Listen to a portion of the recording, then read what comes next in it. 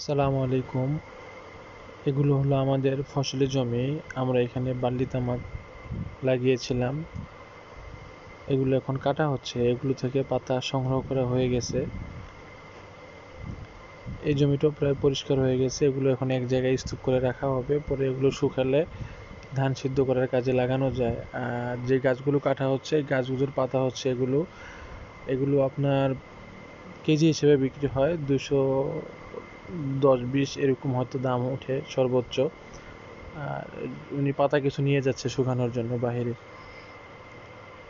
আর একটা মজার বিষয় কি জানেন, এই যে আমাদের যে ফসলগুলো করা হয়েছিল এর কোনারে অল্প একটু জায়গা খালি ছিল, তো এখানে আমরা একটি বা দুইটি মিষ্টি কুমড়া গাছ লাগানো হয়েছিল আর কি। তো এখন তো এই ফসল উঠিয়ে নেব, নেওয়ার পরে এখানে এখন ভুট্টা গাড়বো। তো দেখতে যাচ্ছি যে এখন কেমন মিষ্টি কুমড়া আসছে যে গাছগুলো লাগানো হয়েছিল। তো আমি আর আমার ওয়াইফ যাচ্ছি দেখার জন্য। তো এই তো হলো আপনার মিষ্টি কুমড়া গাছ।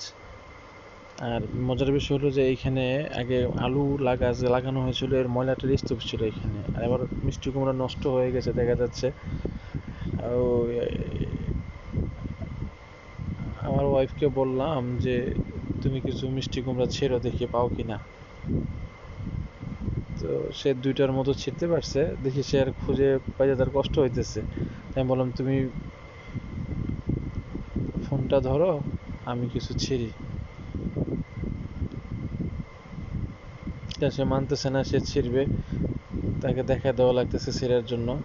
তো অবশেষে সে ফোনটা ধরলো, আমি মিষ্টি কুমড়া খুঁজতে শুরু করলাম। তো আলহামদুলিল্লাহ, মানে এক দুইটা গাছে যে এরকম পরিমাণ ফলন আসবে এটা কল্পনা করা যায় নাই। এগুলো খুব সুস্বাদু এবং কি খুব ভালো। আমি দেখতেছিলাম যে মিষ্টি কুমড়াগুলো পাকছে কিনা, তো তেমনটা পাকে না, যেটা পাকছে আলহামদুলিল্লাহ চলবে। একবারে নষ্ট হওয়ার চাইতে ছিঁড়ে রাখাটা ভালো। হ্যাঁ, না চলে, এটাও কিছুটা পাকা আছে, ফুল পাকে নাই, কিন্তু বেশি পাকাইতে গেলে কুমড়া নষ্ট হয়ে যাচ্ছে। এই যে দেখেন এখানে আরেকটা। তো কি বলবো, মানে আলহামদুলিল্লাহ এই একটা গাছে এরকম পরিমাণ ফলন আসছে। আবার কিছু আপনার রমজানও বিক্রি করা হয়েছিল।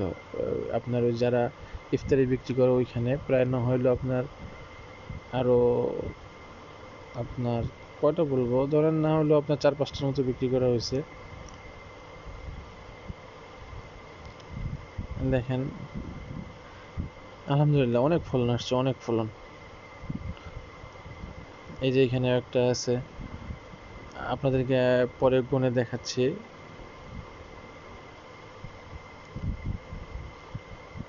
মানে আল্লাহ তাআলা যদি চান তো কত বরকত দিতে পারেন। দেখছেন এখানে আরেকটা।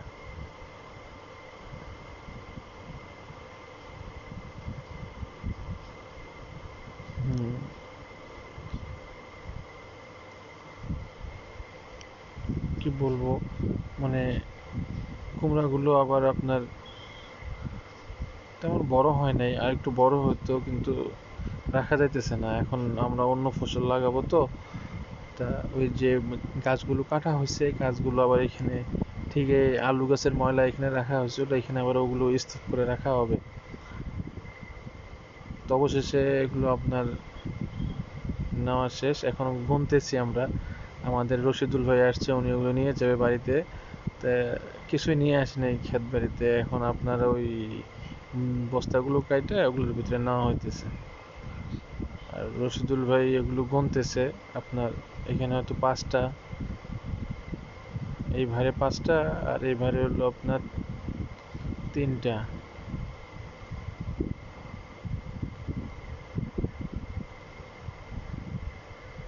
আরো 2টা রাখলো, এখানেও 5টা, 5টা 5টা 10টা।